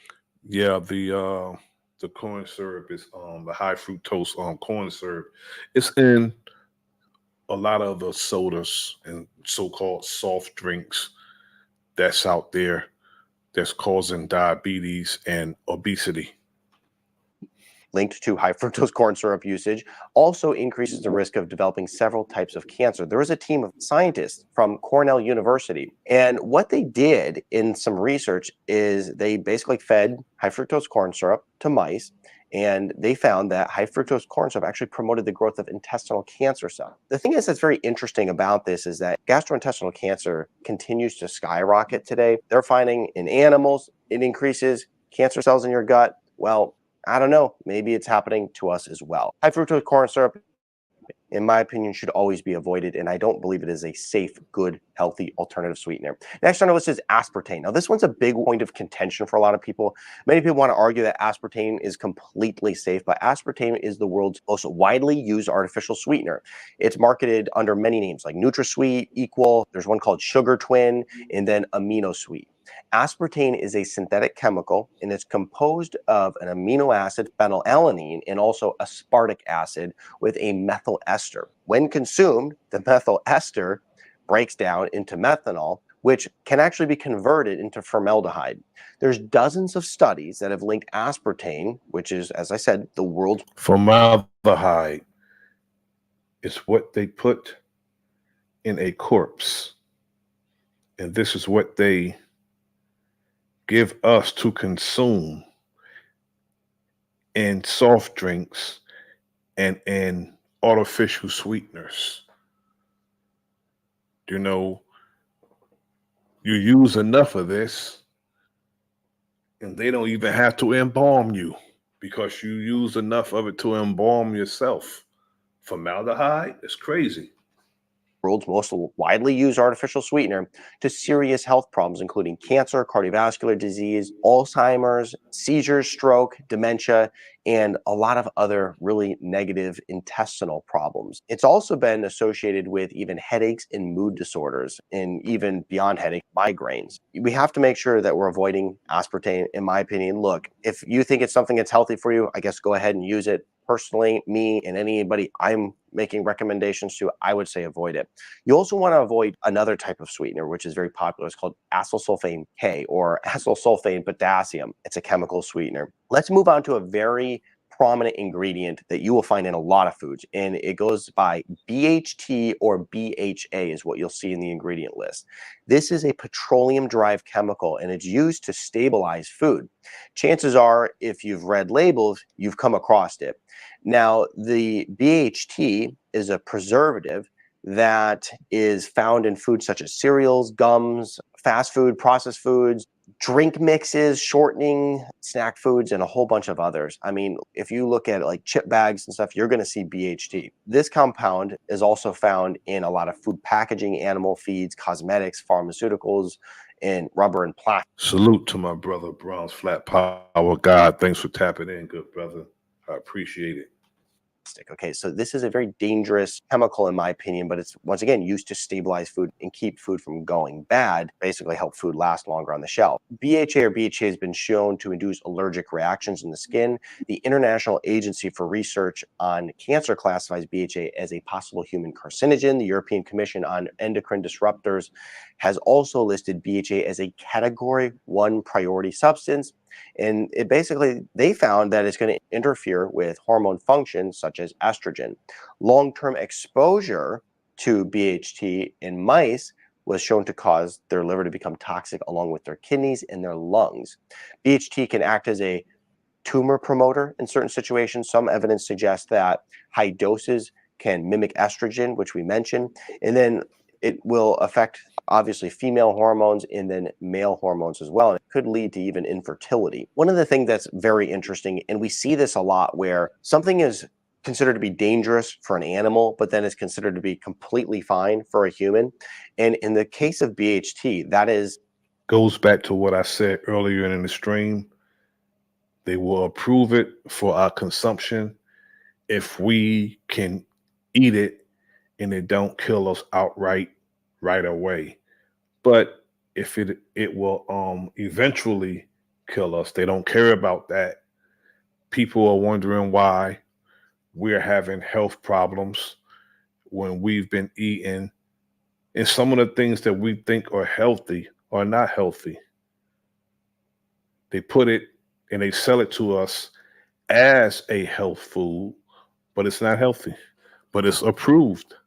It's USDA stamped, FDA stamped, and we consume it. And especially some of these products that he's mentioning are addictive. So the FDA, the USDA have those who eat these products strung out on a poisonous product. Is exactly what we find. Both the Protection of Marine Environment of Northeast Atlantic and the United Nations Environment Program list BHA as a chemical that is dangerous to marine life, but somehow it is completely safe for you. So let's move on from that one, because I want to talk about artificial colorings. This is something that you see in many, especially children's food. A lot of the bright colored, vibrant foods that kids are attracted to, that's where you find a lot of your colorings. And in 2007, there was a study published in Lancet that examined the effects of artificial colorings in children. They found that consuming artificial colorings and preservatives increase hyperactivity in kids. Now, we're talking about kids specifically because, like I said, this is where you will find most artificial colorings. And when something starts with artificial, it's a pretty good indication that you should not be eating it because it's fake. I use the term fake foods. Well, that would be one of them because it is fake. It does not belong in your food. Published in the International Journal of Occupational and Environmental Health in 2012, there was a research paper by UCLA scientists, and they found that all of the 9 currently used approved food dyes in the US have concerning health problems to various degrees. Specifically, they noted that just imagine they're putting in our foods something that they lubricate machinery with. They'll put it in our foods and have us consuming it. This is outright wickedness. that red 3 causes cancer in animals, and there's evidence that several other dyes are also a carcinogen. Red 40, yellow 5, and yellow 6 have been found to be contaminated with benzidine or even other carcinogens, and at least 4 dyes, such as blue 1, red 40, yellow 5, and yellow 6, cause hypersensitivity reactions. Look, if we wonder why kids are struggling with so many health issues, this would be one of the things that we should work on avoiding. Now, I want to talk about fluoride because this is always a point of contention too. Many people say fluoride is completely healthy and is necessary for your teeth. Well, there was a study that was published in the Journal of JAMA Pediatrics, and basically what they found is that increased levels of fluoride exposure during pregnancy led to a decline in the IQ. Straight baking soda. I know it don't taste good, but straight baking soda is good for brushing your teeth. Don't need the rest of that stuff. Just straight baking soda. IQ of the child when the child was born. Now, on the other hand, PubChem of the U.S. National Institute of Health's chemistry database considers fluoride a toxic chemical and lists numerous mental health effects that it can have on you, including things like disabilities, memory disorders, and also sleep disorders. So there's no reason to doubt that it's unhealthy for you. And one of the big arguments is that, well, we have healthier teeth if we use it. Well, there's no study that proves that countries that use fluoridated water versus those that don't have healthier teeth. That doesn't exist. The story goes is that there was funding by companies, large corporations that were trying to get rid of this toxic chemical, and they basically came up with sham studies to prove that it was going to improve your dental health. And so that's kind of how that whole thing started. But at the end of the day, it's a neurotoxin. Harvard School of Public Health and China's Medical University performed a joint analysis in 27 studies on the effects of fluoride, and the researchers found a strong correlation between fluoride and adverse effects on brain development. Fluoride, especially when added to drinking water, nearly doubles the risk of developing hypothyroidism or an underactive thyroid. So the reason for this is because fluoride is going to bind to the iodine receptors in your thyroid, and it's going to displace iodine, causing issues for you. So completely unhealthy, and I don't think it should be approved by the FDA for one, and it definitely shouldn't be in our drinking water. Now, artificial flavorings is another thing. So we talk about artificial colorings, and we said if something starts with artificial, you should really avoid it. Well, artificial flavorings is an umbrella term that encompasses 700 different synthetic chemicals, many of which are considered to be harmful to consume. But according to the FDA's code of the Federal Regulations, Title 21, processed food manufacturers aren't even required to identify these ubiquitous. It's about their wealth, not our health. It's an industry, it's a corporation. So they can care less about whether or not it will potentially or eventually kill somebody. Ubiquitous compounds in the product's label. There you have it. These are the toxic ingredients that the FDA approves to be completely healthy in your food. I recommend avoiding them at all costs, and I don't think that you should be eating them. If you have any questions, put them in the comments below, and if you like this video. This is the last video of this evening, 347-day-old fast food experiment with McDonald's.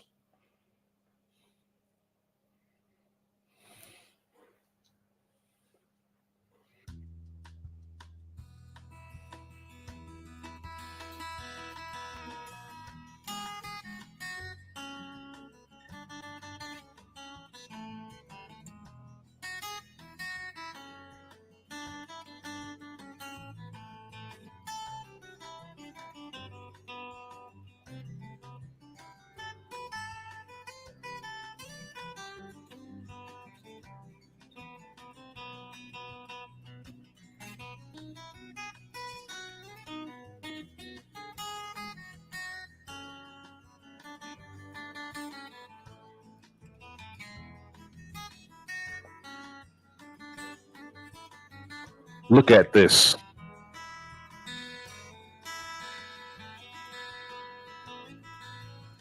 Salute to my brother Dre Cobb's music. Thanks for tapping in, good brother. Come on, try. Good. Yummy.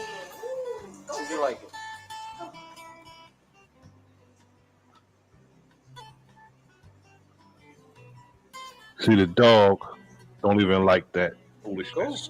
Go for it. Eat it. Eat it. Here.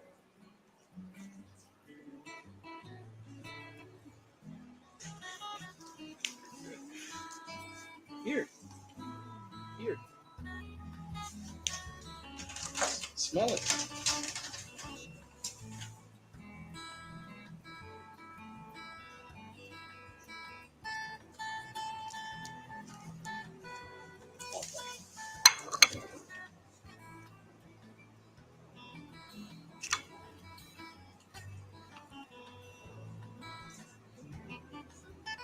Eat it. It's a food.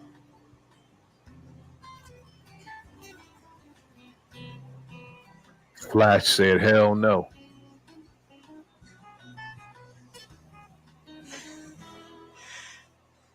It's like something It's a yummy fishy. hamburger. It's a yummy hamburger. Eat it. It's a yummy hamburger. It's like something fishy. Eat it. Love this one.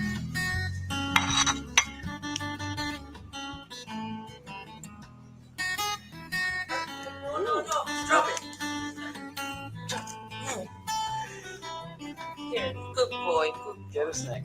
Here, snack.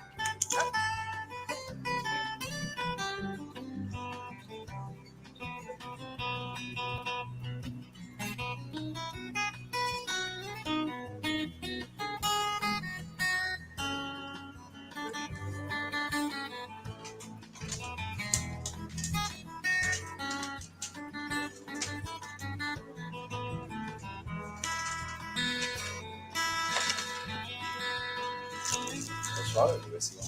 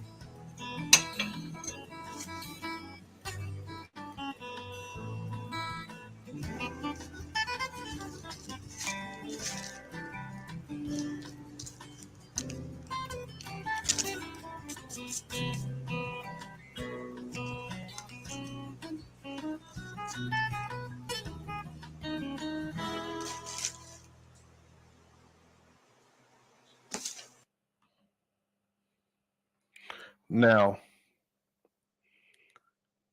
we go to places because we think they will serve us what we're looking for. If you are a vegan or vegetarian, whichever one you are, you will expect to get what you're paying for and not be deceived by the owner of the restaurant or the people who own the business. You want what you're paying for. If someone says their restaurant is halal or kosher or vegan, you expect to get what you're paying for and not be deceived. Now, this video is a vegan bakery, calling itself a vegan bakery. They was caught selling Dunkin' Donuts.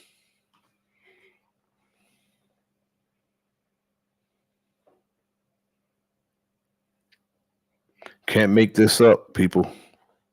Brothers and sisters, can't make it up. Today, we're talking about huge drama in the donut world and how a Long Island vegan market exposed a local bakery on Instagram after receiving a gluten-free donut that didn't seem to be the real deal. This was followed by defensive DMs from the baker, which were proven to be lies after a series of comparisons and tests. And I've pulled together the entire story. So by the end, you can get caught up on all of the details surrounding the most controversial donut in New York. But if it's your first time here, hi, I'm Austin. I make videos staying caught up with the latest internet drama and news, so if that sounds like your thing, feel free to stick around. I just started a second channel called Anti-Austin, and over there, I'll be covering shorter, more fun stories, kind of like the donut drama today. So subscribe. Salute. Thank you for joining us, learning and building. I appreciate it, brother. To either channel if you want to catch the next story. And even if you don't subscribe, thank you so much for watching. Today's story was sent to me by Dell on TikTok and Cassie on Instagram. If you ever come across a story you think I should cover, feel free to DM me it on Instagram, Twitter, or TikTok. Now, let's just get into it. The story begins with Cindy Snacks on Instagram, a vegan market on Long Island in New York, and they offer donuts on Saturdays and Sundays, which get sourced from local bakeries. In an Instagram post, which we'll talk about more later, Cindy Snacks explains that on Friday, February 23rd, the owner of a local bakery called the Savory Fig dropped off some gluten-free baked goods that Cindy Snacks had ordered. And in the middle of the box was this donut that seemed a little different from the others. In the caption, they write, I, John, immediately became concerned as to why this one donut was decorated differently than all the others, and in such a strikingly similar way to a recognizable chain. I pulled all of the items delivered out of our racks immediately and stored them in the back out of precaution until I could confirm what was or wasn't happening here. It's wild to me that they didn't even try to pick out a good looking Dunkin' Donut to pass off as their own. But to be fair, maybe this is the best looking donut that Dunkin' had that day. After this, John and Cindy text the Savory Fig owner named Michelle, and they send her a photo of the alleged Dunkin' Donut, saying, Hey, I in no way mean to insult you or question your products, but this donut was in the box with the strawberry frosted. These are definitely Little D sprinkles, ones Dunkin' Donuts uses, even the same colors as the Dunkin' logo. If these are Dunkin' Donuts, the ingredients could kill somebody, as we have so many people with severe dairy allergies that shop here. I'm concerned with the donuts this week and am nervous to put them out. I will keep this conversation between us, but please tell me the truth. I don't want to kill anybody with a severe allergy. And quickly after, Michelle from the Savory Fig replied, These are definitely not Dunkin' Donuts. If you don't want to put them out, don't. But they are not Dunkin' Donuts. Okay, then please explain what the theme was here. The letter D?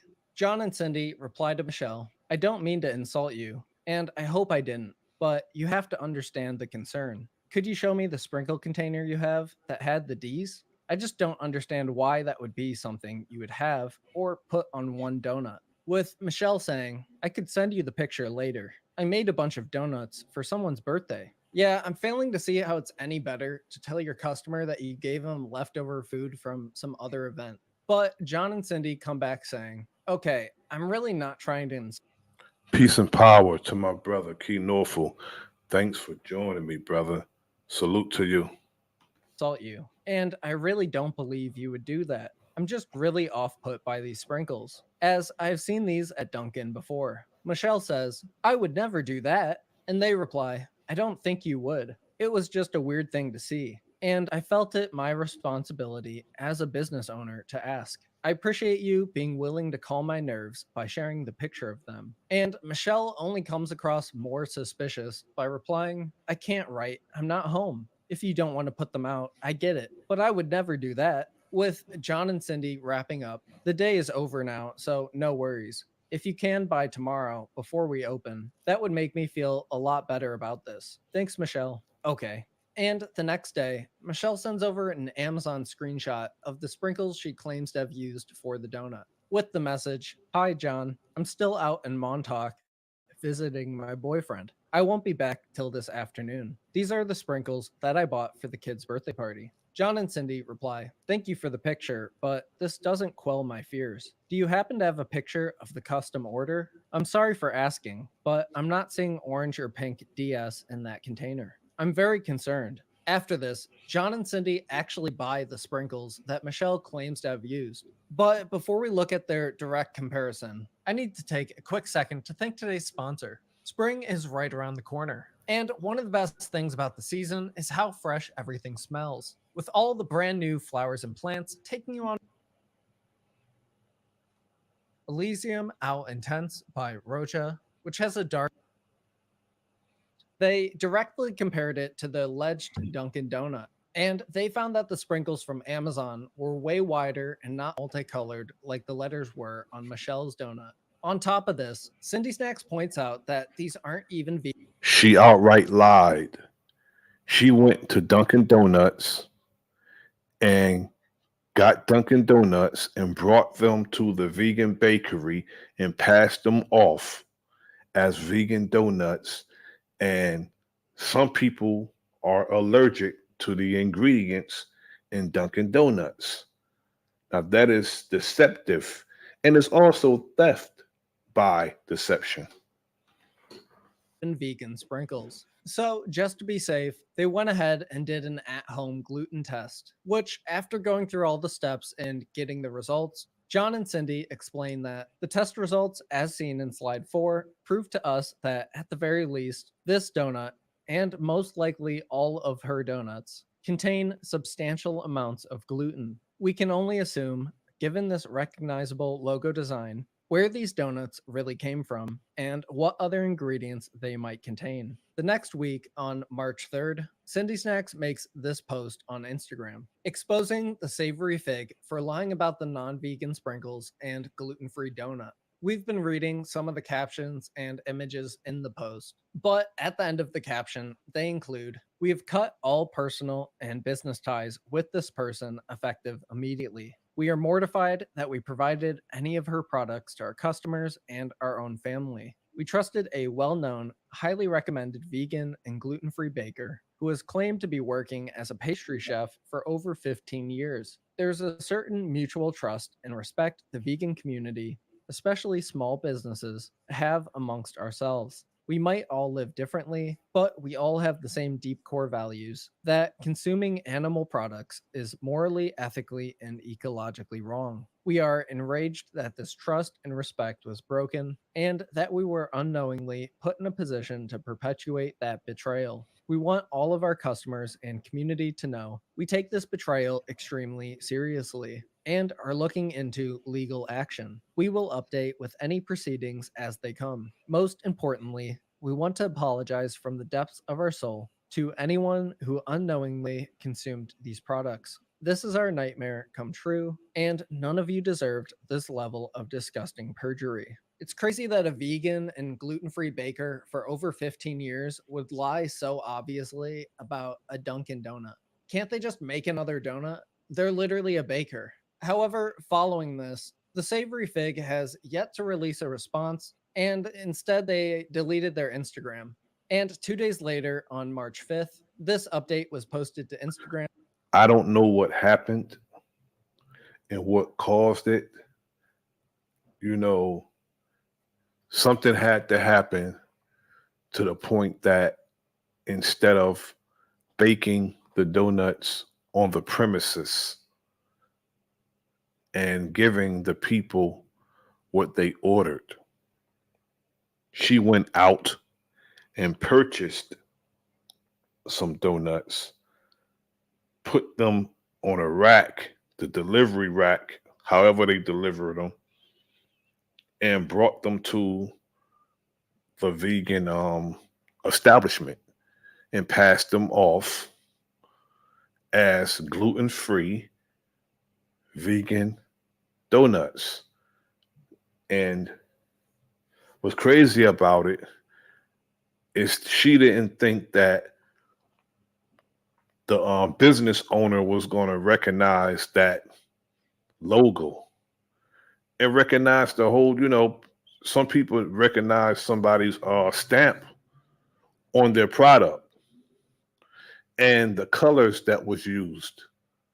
The establishment owner recognized that, and that's when he stepped to her about that. And then the fact that those donuts could have been served to somebody and could have potentially did harm to them.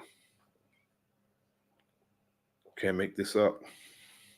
By Cindy Snacks. We've contacted the supervisor at the Division of Food Safety and Inspection from New York Agriculture and Markets. He stated they will begin an investigation and will notify us of the results once it is complete. We also alerted Suffolk County Department of Health. We are waiting to hear back from them about the next step in the process. We are looking into several other avenues to ensure accountability is met for this situation. We want to make it clear that we came forward with this information to keep our community of local vegans and those with food allergies safe from future harm. We have seen our post and this story reach all over the country in TikTok and Reddit posts. And while we appreciate the support and concern for how serious this is, we are not interested in being viral. While we have, You know, in my city, it's been a few times where we had to go in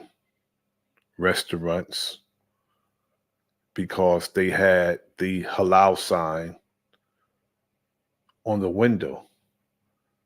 And we had to go in to make sure that it was halal, because a lot of people have their halal sign on their window, on their door, on their establishment, and they're selling pork. If you're selling pork, your establishment is not halal.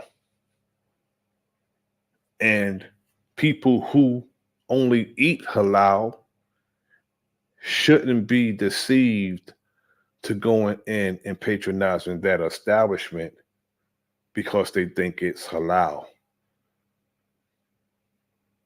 That's when they started passing the mandates and inspecting the restaurants and establishments that's called themselves halal. But myself and the brothers, we used to inspect the restaurants ourselves, if you know what I mean.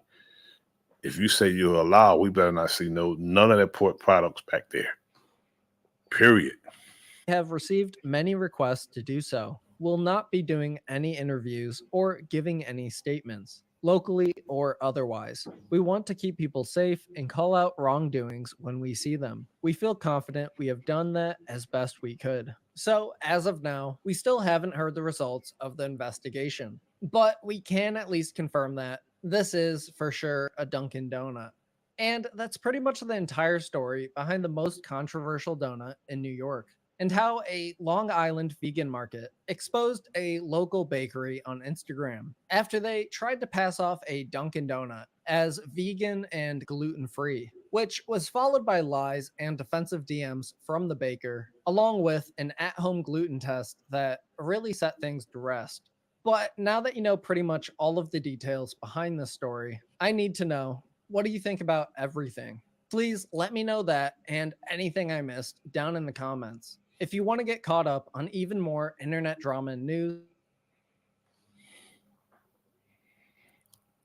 I want to thank everyone for joining me this evening. And I hope this information was pertinent to us all. We have to be mindful that a lot of us are eating fast and dying young. And we also must recognize that even in our home, our refrigerator and our pantries can be our medicine cabinet, or they can be the nails in our coffin, and we have to determine what we want them to be. Our refrigerator and our pantry to be our medicine cabinets, or they can be our nail in our coffin, depending on what we put in it and take out of it. I want to say thank you to Lady Shea Butter. Thank you, sis. My brother Key Norfolk, brother Learning and Building. my sister Sharon Walker, my brother Dre Cobb's Music, my brother Bronze Flat Power God, my brother Comrade, Talkie Talk Media, VD Greedy Vegan. I'm sorry, I'm a little tired, family. My brother King Genocide, my brother Big Dog Philly OG. Stay up, big brother, be steadfast and be strong. I'm here with you, brother. My brother Jared Jaguar.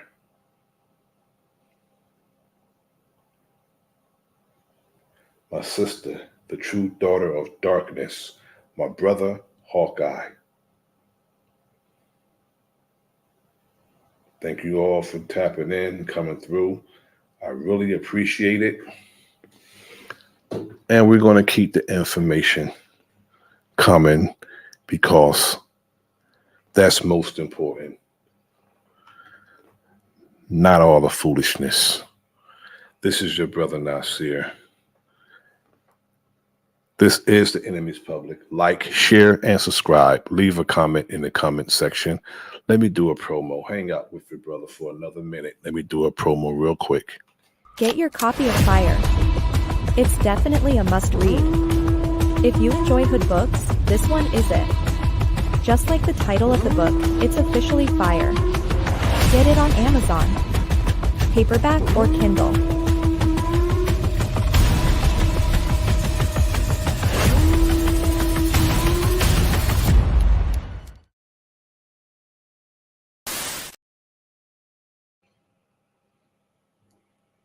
Now, I'm going to take us out. I'm going to leave you the way I came before you. Of course, in peace. Yet, I want to play the song that I started the stream with because it's important. I don't know how much that you all heard. Some came in a little late, but I want to play the song again.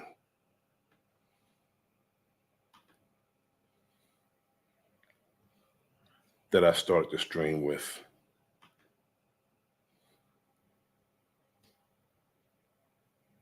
Because it's pertinent.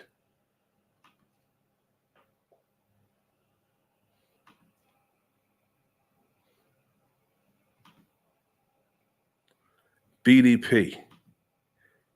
Beef.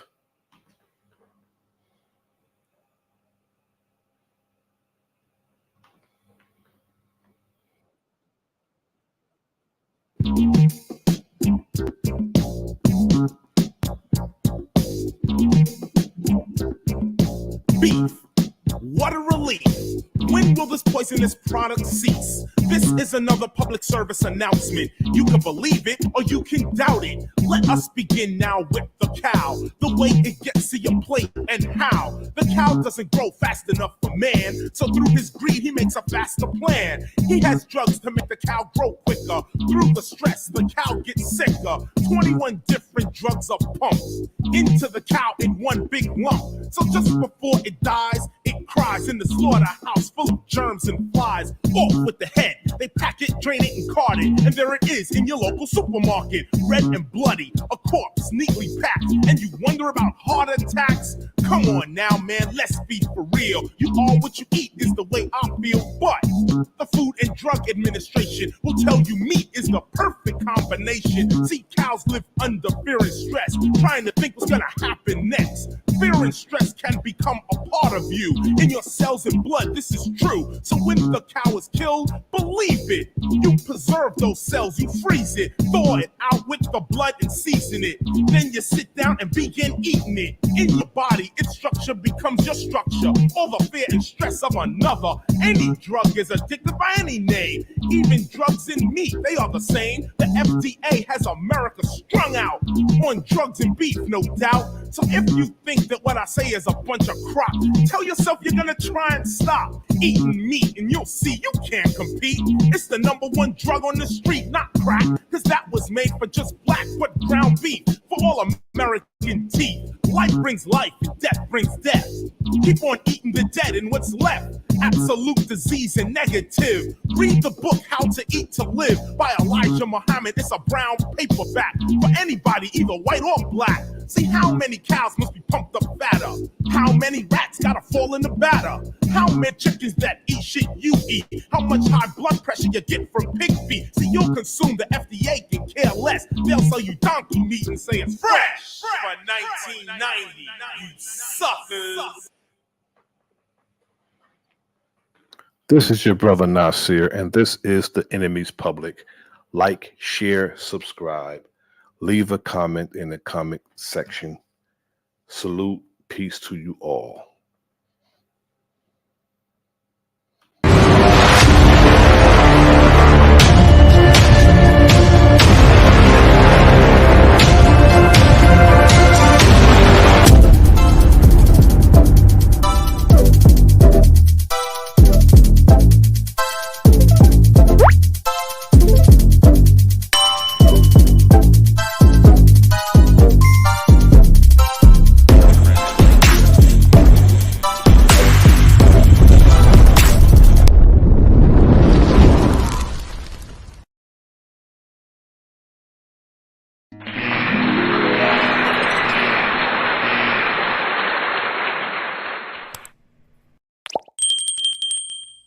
Let's go.